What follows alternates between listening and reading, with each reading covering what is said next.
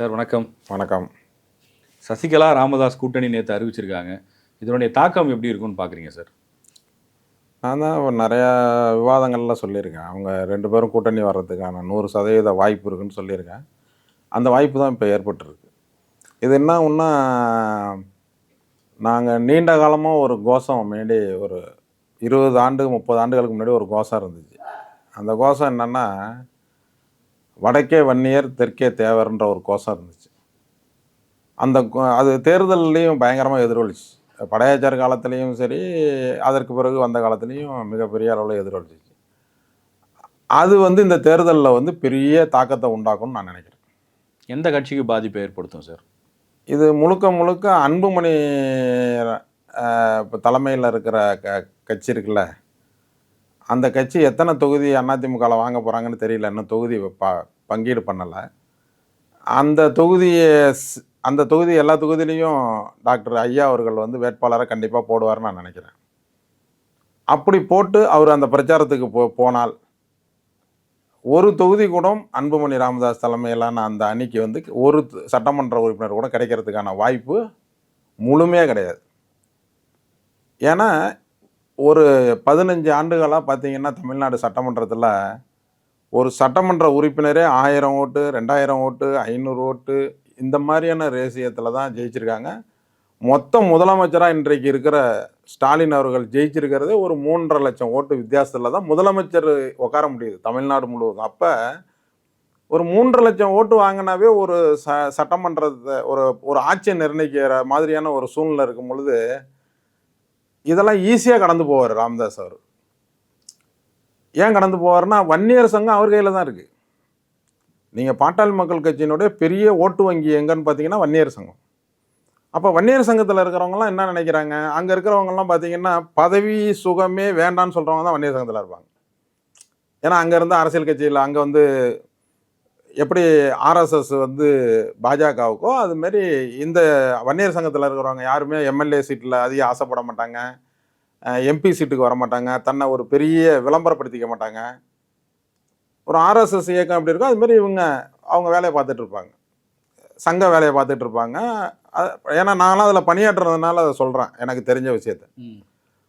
அந்த ஓட்டு வங்கி அங்கே இப்போ வன்னியர் சங்கத்தில் இருக்கிற அத்தனை நபர்களும் ஒவ்வொரு மாவட்டத்துலையும் பேசிக்கிறது என்னன்னா, எது எப்படி இருந்தாலும்ப்பா இந்த அப்பாவுக்கு இந்த மாதிரி செய்யலாமா அப்படின்ற ஒரு டாக் வன்னியர் மத்தியில் பயங்கரமாக ரீச் ஆகிட்டு. இன்றைக்கு பொதுவாக நீங்கள் பாருங்களேன், இவர் ஒரு பிரச்சாரத்தில் போய் பேசுகிறாருன்னு வச்சிங்க, அது எந்த மாதிரியான ஒரு தாக்கத்தை ஏற்படுத்தும். நான் என்ன கேட்குறேன்னா, இப்போ கூட அன்புமணிக்கு ஒன்றும் கெட்டு போயிடல. இந்த நேரத்தில் கூட இப்போ கூட நேரடியாக தைலாபுரத்திற்கு அன்புமணி அவர்கள் சென்றால் இந்த வன்னியர்களுக்கு ஒரு பெரிய முக்கியத்துவம் கிடைக்கக்கூடிய வாய்ப்பு இருக்குது. இப்போ வன்னியர்ன்ற ஒரு மாயை இல்லைன்னா அவருக்கு எம்பி கொடுத்துருப்பாங்களா, வெறும் பாட்டாளி மக்கள் கட்சின்னு சொன்னால்? அப்போ வன்னியர்கள் ஓட்டு வேணுன்றதுக்காக தான் ஒரு ராஜ்யசபாவை கொடுக்குறாங்க அதிமுக.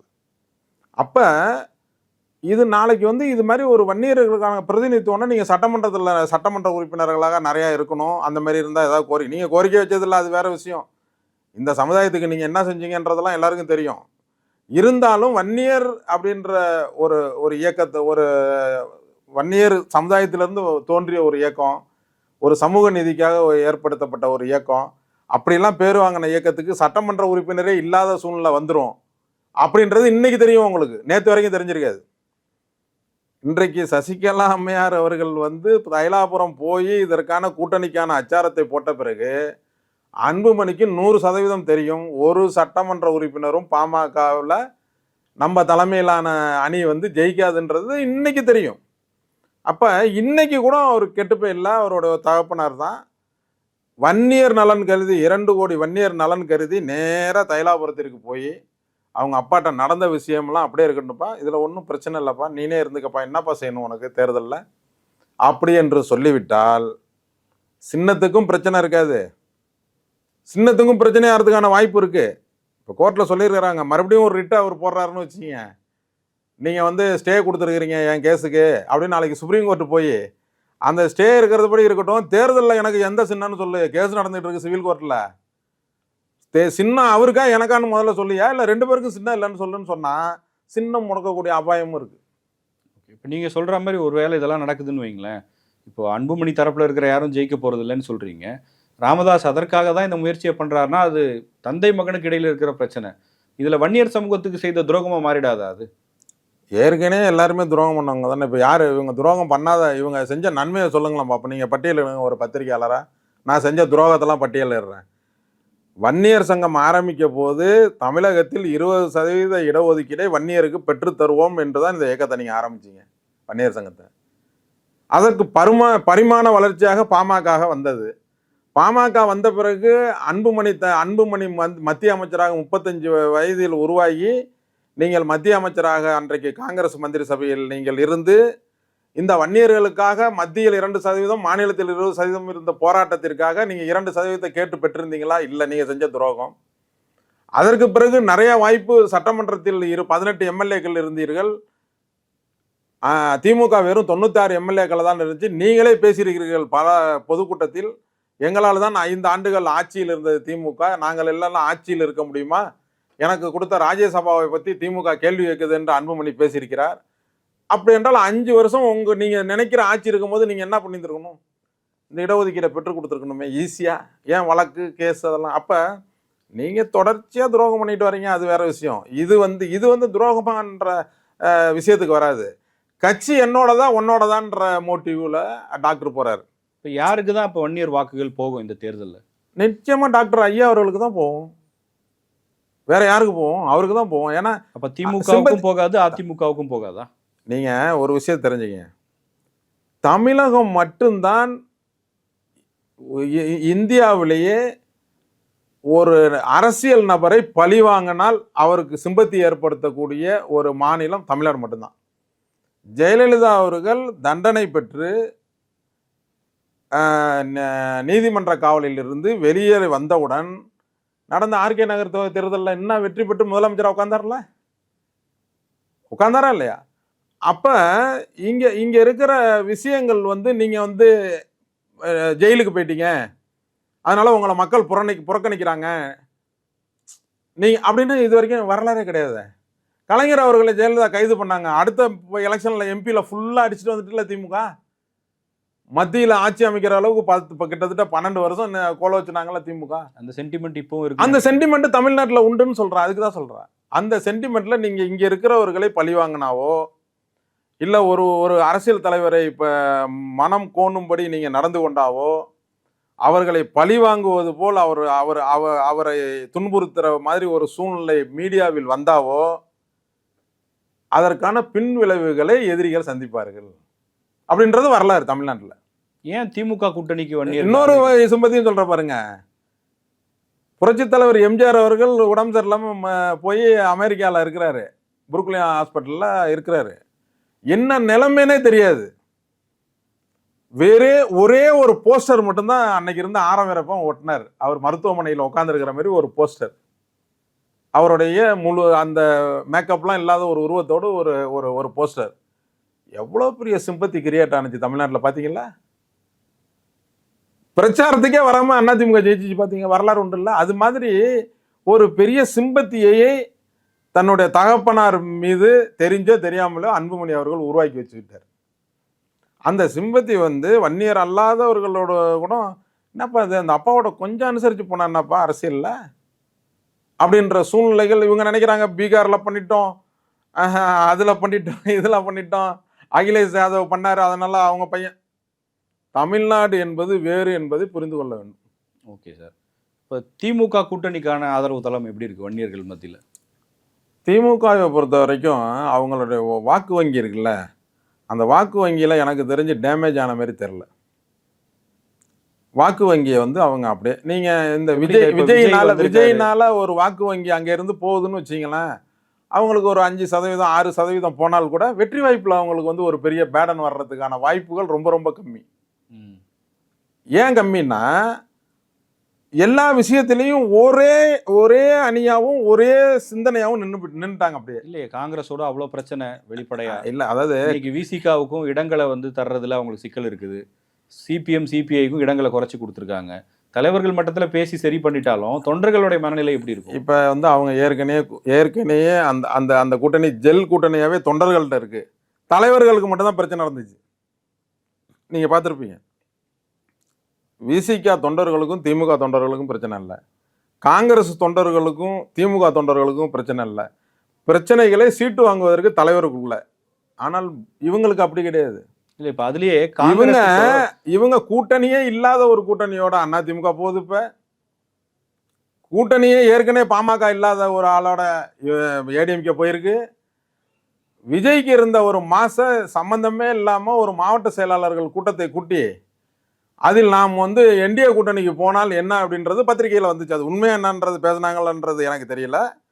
பத்திரிகையில் வந்த செய்திகள் நீங்கள் பார்த்துருப்பீங்க. மாவட்ட செயலாளர்களிடம் கருத்து கேட்டாரு, அந்த பொதுச் செயலாளர் கருத்து கேட்டாருன்ற ஒரு செய்தி பரவணுச்சு, பார்த்தோம். அதுக்கு மறுப்பு தெரிவிக்கல அவங்க. அப்படி ஒன்றும் நாங்கள் பேசல. இன்னைக்கு விஜய் ஸ்ட்ராங்காக சொல்றாரு. அது ரெண்டாவது. அவங்க பொதுச் செயலாளர் ஒரு ஒரு விஷயத்தை நீங்க கேட்டாவே நீங்க சிறுபான்மையினர் ஓட்ட திமுகல இருந்து பிரிச்சலான்னு ஒரு எண்ணத்துல இருந்தீங்கல்ல, அது அடிபட்டு போயிடுதுல்ல.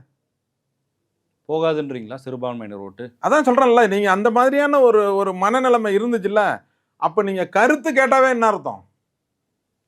என்ன வருது மீடியால? கருத்து கேட்டார்கள் 90% பேர், 70% பேர் ஆதரவு தெரிவித்தார்கள், அதற்கு சில பேர் தான் எதிர்ப்பு தெரிவித்தாருன்றது மீடியால வருது. அப்படி ஒரு செய்தியே நடக்கலன்ற விஷயத்தை இவங்க சொல்லல. சொல்லியிருந்தா கூட ஒரு நம்பிக்கை வரும். அப்ப கூட்டணின்னு தான் சொன்னாங்க, பிஜேபியோட கூட்டணி போலாமான்னு கேட்கலையே. இல்ல அதாங்க, என்டிஏவோட கூட்டணி போலாமா வேண்டாமா அப்படின்னு கேட்டோம். இல்ல கூட்டணின்னு தான் கேட்டிருக்காங்க, என்டிஏன்னு கேட்கல. சரி கூட்டணினே வச்சுக்கிங்க. கூட்டணி யாருக்கிட்ட போவாங்க? போனா திமுக போவாங்களா? இல்ல இப்ப ஒருவேளை சசிகலா ராமதாஸ் போன்றவர்களோட கூட போலாமான்னு கேட்டிருக்காங்க. கூட்டணி அப்படியே சொல்லிட்டாரு. இல்ல பத்திரிகையில் வந்த செய்திகள் என்னன்னா, என்டிஏ கூட்டணிக்கு போலாமா வேணாமா அப்படின்னு சொன்ன செய்தி தான் பத்திரிகையில் வந்தது. பார்த்துருப்பீங்க. உங்களுக்கு வேணா நான் அனுப்புறேன் வந்த செய்தி. அதுக்கு நீங்க மறுப்பு தெரிவிச்சிருக்கீங்களா? யாரோடையும் கூட்டணி இன்னைக்கு தானே சொல்றீங்க. இன்னைக்கு சொல்றத நம்ம ஒத்துக்குவோம். அன்னைக்கு நீங்க மறுப்பு தெரிவிக்கல. பத்திரிகையில் வந்த அன்னைக்கேல நீங்க கருத்து தெரிவிச்சிருக்கணும். இல்ல அந்த பத்திரிகையில் வர்ற செய்திகள் அத்தனையும் பொய், கூட்டணி என்பதே கிடையாது அப்படின்னு. நீங்க முதல் கூட்டம் போடும்போது என்ன சொன்னாங்க? ஃபர்ஸ்ட் கூட்டத்திலேயே நம்மளுக்கு கூட்டணியில் இருப்பவர்கள் நிறைய பேர் இருக்காங்க, அவங்கெல்லாம் நம்மள்ட்ட வருவாங்க, அவங்கள நம்ம அரவணைக்கணும் அப்படின்னு சொன்னீங்கல்ல. எங்க அரவணைச்சிருக்கீங்க? யாரையுமே கூப்பிடல. முதல்ல உங்கள்கிட்ட யாரு பேசுறத சொல்லுங்க. பேசுறதுக்குன்னு ஒரு குழு வச்சிருக்கணும்ல. இப்ப அவங்களுக்கு இருக்கிற அவங்க ஏன் அதை வேணான்னு நினைக்கிறாங்கன்னா, அந்த குழு அமைச்சாச்சுன்னா அங்க போய் நீங்க பேசுவீங்க. இப்ப யாருக்கிட்ட பேசுவீங்க? நீங்க ஒரு கூட்டணி பேசணும், திமுகல பேசுறதுக்கு குழு இருக்கு, போய் பேசிடலாம். ஒரு குழு அமைச்சாச்சு. அதிமுகல ஒரு குழு அமைச்சாச்சு, அவங்கள்ட்ட பேசிடலாம். நீங்க இவங்கள்ட்ட யாருக்கிட்ட பேசுவீங்க சொல்லுங்க? நீங்க ஒரு பத்திரிகையாளரை யாருமே இல்லையே. ஒரு குழுவும் அமைக்கல, யாருக்கும் அதிகாரமும் இல்லை. இவர்கிட்ட போய் கேட்டா கொங்கு மண்டலத்தில் நீங்க தானே, கொங்கு மண்டலத்தில் ஒரு செய்தினா ஐயோ எனக்கு தெரியாதுன்றாரு. ஒரு செய்தி வருது, மாவட்ட செயலாளரை ஃபோன் பண்ணி கேட்டாரு, உடனே பொதுச் செயலாளர் ஃபோன் பண்ணி எதுக்கு மாவட்ட செயலாளருக்கு ஃபோன் பண்ணிக்கலாம்னு கேட்குறாரு. அப்படிதானே சூழ்நிலை இருக்கு.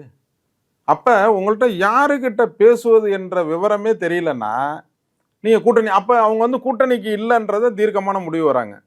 அவங்களோட எண்ணமா என்ன இருக்கும்? நம்ம இந்த தமிழ்நாட்டில் எவ்வளவு பேர் நம்மளை ஆதரிக்கிறாங்கன்ற சதவிகிதம் ஓட்டு எவ்வளோன்றது வேணும். நாளைக்கு யாரையாவது ஒரு ஆளை சேர்த்தாச்சுன்னா அது என்னால கிடைச்ச ஓட்டுன்னு நாளைக்கு சொல்லக்கூடாது, கிளைம் பண்ணக்கூடாது. எனக்காக வந்த ஓட்டு இந்த தேர்தலில் இந்த ஓட்டு, அது எனக்கு அடுத்த தேர்தலில் பயன்பெறும் நினைக்கிறாங்க. Okay sir. இப்போ சசிகலா ராமதாஸ் கூட்டணி விஷயத்திலேயே 10.5% இடஒதுக்கீடு, வன்னியர் இடஒதுக்கீட்டில் சசிகலாவோட கருத்து என்னவா இருக்கும்? அவங்களுடைய கருத்தை ராமதாஸ் ஏற்றுப்பாரா இதில்? அதில் அதாவது இந்த இந்த இந்த கருத்து ராமதாஸ் அவர்கள் முன்வைத்தே பிரச்சாரம் பண்ணுவார். பிரச்சாரம் பண்ணும்போது சசிகலா அம்மையாரும் அது கூட இருப்பார். அப்போ ஒத்துக்கிறாங்கன்னு தானே அர்த்தம். ஏற்றுப்பாங்களா அவங்க? அதான் ஒத்துக்கிறாங்கன்னு தானே அர்த்தம். ரெண்டு பேருமே பிரச்சாரத்துக்கு போவாங்க வட மாவட்டத்தில் அதை முன்வைப்பார். இதனால யாருக்குமே பிரச்சனை இல்லையே. இதை ஒரு தவறான மாயையை உருவாக்கிட்டாங்க. அப்போ இது அரசியல் ஆதாயத்துக்காக இன்னமும் இந்த 10% கொடுத்ததுனால வன்னியர்களுக்கு இருக்கிற வேற சமுதாயத்தினுடைய ஓட்டை இதில் வாங்கிட்டாங்கன்னு. அது தவறான கணக்கு. என்னன்னா இப்போ நாங்கள் 10.5 மேலே போயிட்டு இருக்கோம். இப்போ இடஒதுக்கீட்டில் இந்த 20% இடஒதுக்கீட்டில் 10.5 மேலே நாங்கள் போயிட்டு இருக்கோம். நீங்கள் எவ்வளோ டிமாண்ட் வைக்கிறீங்க? நான் தான் 20% வேணும்னே சொல்றேனே. 20% வேணும்ன்றது தான் படையாச்சார் பேரவையினுடைய அந்த ஏங்க 87லயே நாங்க 20% கேட்கும்போது நீங்க டிகிரி மாஸ்டர் டிகிரி படிச்சுட்டு எதுக்குங்க 10வது படிக்க வரீங்க? அதுவே நீங்க செய்யற துரோகம் தானேங்க வன்னியர்களுக்கு. 10% என்பது எனக்கு நம்பிக்கையே கிடையாது. நான் நீங்க என்ன இந்த சொல்றேன்னா, கோரிக்கை அடிப்படையில தான் திமுக ஆதரிக்கிறீங்களா? ஆமா 20% திமுகன்னு இல்ல. யாரு யாரு எந்த கட்சி ஆதரிச்சாலும் இந்த 20% இடஒதுக்கீடு நாங்க பகிரங்கமா வைப்போம். ஓகே. தேர்தல் அறிக்கையில 10% திமுக இத குடுக்குமா? இல்ல நீங்க கொடுக்கலாம், நாங்க வந்து எதிர்த்து வேலை செய்வோம். இந்த 20% திமுக இடஒதுக்கீடு, குடுக்கலனாலும் எதிர்த்து வேலை ஆமா செய்வீங்களா? இந்த 20% இடஒதுக்கீடை யாரு ஒத்துக்கலைனாலும் 10% என்பது கோர்ட்ல, அதாவது சட்டமன்றத்தில் போட்டு கோர்ட்ல தற்காலிகமாக கொடுத்ததுதான். அது நிரந்தரம் கிடையாது. இவங்க நிரந்தரம் மாதிரி ஆக்கிட்டு இருக்காங்க. இதை நான் மீடியால நிறைய பேசின பிறகுதான் அன்புமணி என்ன பண்ணாரு, 15% எந்த கணக்குல சொன்னாரு? 10% சொன்னார்லங்க. அன்னைக்கு சிறை நிரப்பும் போராட்டத்தில் எத்தனைன்னு சொல்றாரு? சிறை நிரப்பு போராட்டம் அறிவிச்சார்ல, அது நடத்தல. அப்ப எத்தனை சதவீதம் கேட்கிறாரு? 15ன்னு கேட்கிறாரு. 15ன்னு ஏன் ரேஷியோ உனக்கு 10.5% 4.5% ஏன் ஏத்துற? அப்ப வந்து உனக்கு 20% வேணும்ன்றது தானே அப்ப தெரியுது நம்மளுக்கு. கணக்கெடுப்பு ஜாதிவாரி கணக்கெடுப்பு எடுத்துட்டாவே 25% மேல வன்னியர் போவான்னு என்னுடைய கணக்கு. ஏன்னா தமிழ்நாட்டில் இருக்கிற 120 தொகுதியில் வன்னியர் பெரும்பான்மையான வசிக்கிறாங்க. இப்ப நிறைய பேருக்கு இந்த இடஒதுக்கீடு ரேஷியத்துல சில பேர் வட மாவட்டத்திலையும் தென் மாவட்டத்திலையும் ஒரு பிரச்சனையை கிளப்பி விடுறாங்க. நான் சொல்றேன், இப்ப ஒரு கணக்கு சொல்றேன். இந்த நம்ம சமயத்தினுடைய மூலியமா இது வரைக்கும் யாருமே இந்த கணக்கை எடுத்திருக்க மாட்டாங்க. தெரியாது, இடஒதுக்கீடை பத்தி தெரியாது, சமூக நீதினா என்னன்னு தெரியாது. தெரியாமையே ஒரு ஜாதி தலைவர்னு சொல்லிக்குவாங்க, ஒரு கட்சி தலைவர்னு சொல்லிக்குவாங்க. 20% இடஒதுக்கீடு எங்களுக்கு கன்னியாகுமரியிலேருந்து காட்பாடி வரைக்கும் இருக்கிற எல்லா மாவட்டத்துக்கும் உண்டு எங்களுக்கு, ரைட்டா? ஆனால் நாங்கள் வசிக்கிறது வட மாவட்டங்களில் மட்டும்தான்.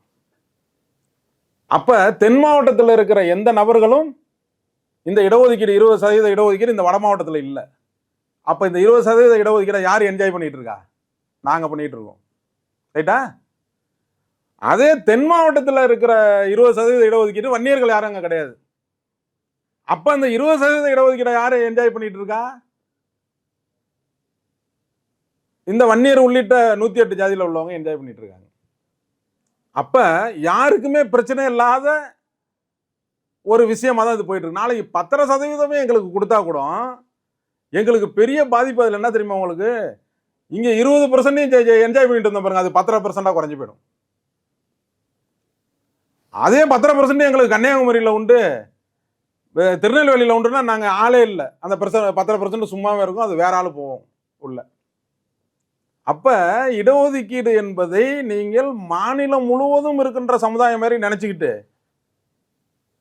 நீங்க இப்படி ஒரு முடிவு எடுத்தீங்கன்னா, இந்த கணக்கு கூட உங்களுக்கு தெரியலன்னா நீங்க என்ன அரசியல் பண்றீங்க? MP MLA. போன தடவை அந்த பிரச்சனை வந்தது இல்லையா? தென் மாவட்டங்கள்ல அதிமுக தோக்குறதுக்கு இந்த இடஒதுக்கீடு அதான் தப்பான சொல்லிடுறேன். நான் இப்ப சொல்றேன், இப்ப தென் மாவட்டத்தின் மூலியமாக முக்குளத்தோர் சமுதாயத்தை சேர்ந்தவர்களுக்கு சொல்லுகிறேன், 20% இடஒதுக்கீட்டில் தென் மாவட்டத்தில் இருக்கிற ஒரு இடத்திலும் வன்னியர்கள் போகல. நீங்க அனுபவிச்சுட்டு இருக்கீங்க. அந்த ரேஷியத்தை நீங்க புரிஞ்சுங்க. இல்ல அப்படியா சார் இருக்கும்? இப்போ ஒரு அரசு பணி இருக்கு அப்படின்னா ஒரு 10 இடங்கள் வருது அப்படின்னு சொல்லும் 10 இடம் அந்த இடத்தில் எத்தனை பேர் வன்னியர்கள் ஆமா, இருக்காங்க? அந்த மாவட்டத்துல நாங்க இல்ல. இப்ப அங்க இப்ப ஒண்ணு இல்ல. இல்ல மாவட்ட திருநெல்வேலி இப்போ ஒரு திருநெல்வேலி வேலை வாய்ப்பு அறிவிப்பு வருது. மொத்தமா தமிழ்நாடு பூரான்னு வராது. தமிழ்நாடு முழுக்க இருந்து அது தனி, அது டிஎன்பிசி வரும், நீங்க போடுவீங்க. அது நீங்க ஒரு மாவட்டத்துல தான் போட முடியும், எல்லா இடத்துலயும் போட முடியாது. டிஎன்பிசில வந்து இந்த இடஒதுக்கீடு எல்லாம் உள்ள வரலன்னா இல்ல நடைமுறைப்படுத்தப்பட்ட வரும். இருங்க, நீங்க வந்து இப்ப இன்னைக்கு 20% இடஒதுக்கீடு இருக்கு. திருநெல்வேலி கலெக்டர் ஆஃபீஸ்ல ஒரு 10 போஸ்ட் எடுக்கிறாங்க எம்பிசி. வன்னியர் யார் போறா? 10 பேர்ல சொல்லுங்க, ஒரு ஆளும் கிடையாது. ஆனா கடலூர்ல எடுக்கிறாங்க 20%. வன்னியர் ஃபுல்லா போவாங்களா?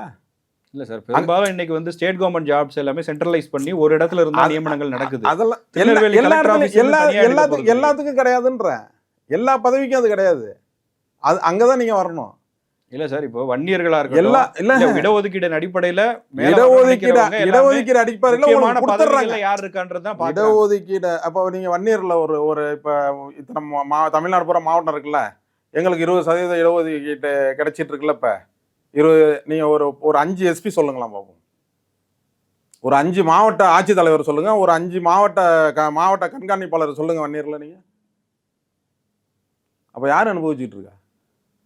5 பேர் சொல்லுங்க, ரொம்ப வேணாம். 5 பேர் ஒரு மாவட்ட ஆட்சித்தலைவரா 5 பேர் இருக்காங்கன்னு சொல்லுங்க. ஒரு 5 டிஸ்ட்ரிக்ட் கலெக்டர் இருக்காங்கன்னு சொல்லுங்க, சப் கலெக்டர் சொல்லுங்க, தாசில்தாரா சொல்லுங்க. நீங்க அப்ப வர முடியல.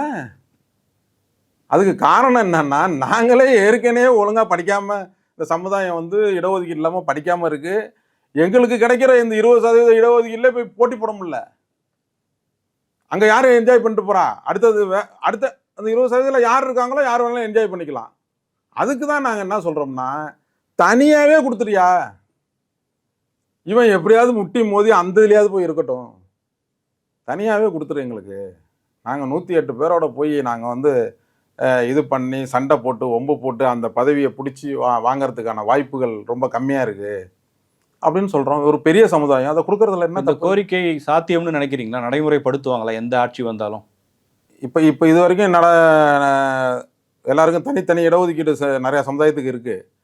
ஏதாவது கணக்கு எடுத்து கொடுத்துருக்காங்களா? ஒரு சமுதாயத்திற்காக கணக்கெடுப்பு எடுத்து இந்த சமுதாயத்துக்குன்னு சொல்லுங்க பார்ப்போம். தலித் மக்களுக்கு மட்டும் இந்தியா பூரா டேட்டா வந்து வேணும், சட்டப்படி வேணும். 10 வருஷத்துக்கு ஒரு ட்ரிப்பு அவங்க எடுத்துக்கிறாங்க. அவங்கள தெரியும், நீங்கள் டேட்டா தெரியும் எத்தனை சதவீதம். மீதி எந்த சமுதாயத்திற்கு நீங்கள் டேட்டா படி நீங்கள் இடஒதுக்கீடு கொடுத்துருக்கீங்க? பிஜேபி ஜாதிவாரி கணக்கெடுப்பு நடத்த போறதா சொல்றாங்க. அவங்க நடத்தி முடிச்சாங்கன்னா உண்மையான சமூக நீதி நிலைநாட்டப்படும்னு பாக்குறீங்களா? இந்தியா முழுக்க ஜாதிவாரி கணக்கெடுப்பு எடுத்து அது உண்மையாலுமே வந்துருச்சுன்னா நீங்கள் கொடுத்து தானே ஆகணும். இப்போ சில பேர் என்ன சொல்கிறாங்கன்னா, நம்ம அரசியல் சட்டப்படி ஜாதிவாரி கணக்கெடுப்பு மக்கள் தொகை அடிப்படையெல்லாம் தர முடியாது, அந்த சமுதாயம் எந்த அளவுக்கு பின்தங்கி இருப்பது என்பதை பார்த்து தான் நீங்கள் கொடுக்கணும் அப்படின்னு சொல்கிறாங்க. நீங்கள் எந்த வன்னியர் சமுதாயத்தை பார்க்கலாம் வேணாம், சும்மா நீங்கள் போயிட்டு வந்தாவே தெரிஞ்சிருந்த சமுதாயம் எவ்வளோ ஏழ்மையாக இருக்குன்னு. ஒரு இடத்துலையும் முன்னேற முடியல. விவசாயத்தில் முன்னேற முடியல, கூலி வேலையாக இருக்காங்க. விவசாய பண்ணையாக இருந்தவர்கள் இன்றைக்கு பண்ணை இல்லாமல் சும்மா இருக்கிறார்கள். எல்லாமே அன்புமணி வருகைக்கு பிறகு தான். நீங்கள் பாருங்கள், வன்னியர் சமுதாயம் ஒரு காலத்துலலாம் வட மாவட்டங்களில் ஒரு மாவட்டங்கள்லையும் குறுநிலை மன்னர்கள் மாதிரி வன்னியர்கள் வாழ்ந்தாங்க. குறுநிலை மன்னர்கள் மாதிரி பெரிய நிலத்துக்கு சொந்தக்காரர்களாகவும் பெரிய தொழிலதிபர்களாகவும் இருந்தாங்க. இன்னைக்கு நிலைமை என்ன தெரியுமா உங்களுக்கு? அவங்களே கூலி, அந்த சமுதாயத்தினுடைய அடுத்த வாரிசுகள்லாம் கூலி வேலை செஞ்சுட்டு இருக்கு. என்ன சார், இப்போ நீங்க இதுக்கு முன்னாடி உழவர் உழைப்பாளர் கட்சியா இருக்கட்டும், பாட்டாளி மக்கள் கட்சி, டாக்டர் ராமதாஸ், இந்த மாதிரி தலைவர்கள் வன்னியர் சமூகத்துல இருந்து உருவாகி அவங்களும் பெருசா வளர்ந்துட்டாங்க. வன்னியர் சமூகம் முன்னேறலையா? வன்னியர் சமுதாய தலைவர்கள் முன்னேறிருக்காங்க. நீங்க சொன்ன மாதிரி சமுதாயம் முன்னேறிக்கான்னு சொல்லுங்க. இன்னைக்கு அன்புமணி என்ன சொல்றாரு? தமிழகத்திலேயே ரொம்ப குடிசை மாவட்டம் இருக்கிறது எங்க விழுப்புரம் மாவட்டத்துல தான்றாரு. யார் இருக்காப்ப? தலித் மக்களுக்கு அரசாங்கம் எல்லாம் குடிசை வீடு இல்லாம எல்லாம் வீடு கட்டி கொடுத்துருச்சு. உங்களுக்கு தெரியும், அவங்க வந்துட்டாங்க. அப்ப குடிசையில இருக்கிறது யாரு? பெரிய சமுதாயம். ஏன் அந்த ஒரு முன்னேற்றம் ஏற்படல? நீங்க பல ஆண்டுகளா பயணிக்கிறீங்க. அவங்களதான் வேல்முருகன் நான் வந்து எம்எல்ஏவோ எம்பியாவோ சட்டமன்றத்திலே நாடாளுமன்றத்திலே பேச முடியல. எம்பி எம்எல்ஏ இல்லை. ஆனால் இல்லாமையே ஒரு அமைப்பை வைத்துக்கொண்டு வன்னியர்களின் பொது சொத்து நல வாரியத்தை அன்றைக்கு திமுக ஆட்சி இருக்கும்போது கலைஞர் அவர்கள் பெற்றுக் கொடுத்த பெருமை என்னை சேரும். வேணா உங்களுக்கு டேட்டா அனுப்புகிறேன். அதேமாரி வன்னியர்களுடைய குருவாக இருந்த ராமசாமி படையாச்சார் அவர்களுடைய பிறந்த நாளை அரசு விழாவை அறிவிக்க வச்ச பெருமை எங்களை சேரும். அவருக்கு மணிமண்டபம் பல கோடி ரூபாய் செலவில் கட்டி வைத்த பெருமை எங்களை சேரும். வன்னியர் பொது சொத்து நல வாரியத்திற்கு ஒரு புதிய அங்கீகாரத்தை கொடுத்த அரசாங்கம் செய்ய வைப்பதற்கான வாய்ப்பை ஏற்படுத்தி கொடுத்ததற்கு அந்த பெருமை எங்களை சேரும். அதற்காக அன்றைக்கு இருந்த முதலமைச்சர் எடப்பாடியார் அவர்களுக்கும் அன்றைக்கு துணை முதலமைச்சராக இருந்த ஓபிஎஸ் அவர்களுக்கும் பெரிய பாராட்டு கூட்டத்தை நாங்கள் நடத்தினோம் என்பது வரலாறு. உங்களுக்கு வேணா டேட்டா அனுப்புகிறேன், நீங்கள் இதிலே போடுங்க. அப்போ எந்த அதிகாரமும் இல்லாமல் ஒரு அமைப்பை வைத்துக்கிட்டு எங்களால் செய்ய முடியும் பொழுது ஏன் நீங்கள் இவ்வளவு பெரிய அதிகாரத்தை வைத்துக்கொண்டு உங்களால் செய்ய முடியவில்லை? சரி, இப்போ நீங்கள் கூட்டணி போட்டீங்களா? என்ன செஞ்சுருக்கணும்? வன்னியர்களுக்கான இடஒதுக்கீடை வந்து நீங்கள் கொடுக்கணும், அப்படி நீங்கள் வந்து ஆட்சிக்கு வந்தால் கொடுத்தா தான் நான் இந்த கூட்டணிக்கு வருவேன்னு நீங்கள் சொன்னீங்களா? எதில் கையெழுத்து போடுறீங்க? எம்பி பதவியில் மட்டும் கையெழுத்து போடுறீங்க. போய் வேட்புமனு தாக்கல், இது என்ன லாஜிக் இது? சரி, உங்களை எதிர்த்து ஒரு வேட்புமனு ஒருத்தர் தாக்கல் பண்ணிட்டாரு, அவனை அடிப்பீங்களா? அவனு வன்னியர் தானே அந்த பையன். அது என்ன என்ன என்ன முன்னுதாரணம்? அது நீங்கள் என்ன சொல்ல வரீங்க சமுதாயத்துக்கு? நீங்கள் சமுதாயத்துக்கு என்ன சொல்ல வரீங்க அதன் மூலம்? உங்களுக்கு அவனுக்கு அரசியல் சட்டத்தில் 10 எம்எல்ஏக்கள் வழிமொழியணும் முன்மொழியணும்னு இருக்குது. அதை மீறி அவன் மனு தாக்கல் செஞ்சு அந்த மனுவை வாங்கி ரிஜெக்ட் பண்ணலான்னு அரசியல் சட்டம் சொல்லுது. அவன் செஞ்சிருக்கான். நீங்கள் போய் அவனை போய் அடிக்கிறீங்கன்னா அது வந்து நல்ல முன்னுதாரணமா? அப்போ இந்த சமுதாயத்துக்கு என்ன சொல்ல வரீங்கன்றது இருக்குல்ல, அதெல்லாம் யோசனை பண்ணி தான் இப்போ டாக்டர் இந்த முடிவு வர்றாரு. நீ எனக்கு வந்து ஒரு கண்ணு போகணும்னு நினைச்சில, உன்னை சுத்தமா 2 கண்ணு குருடனா ஆக்குறான்ற முடிவுக்கு அவர் வர்றாரு அரசியல் ரீதியா. இதெல்லாம் அப்ப இறுதியான ஒரு கேள்வி சார். இதனால பலனடைய போறது யார்?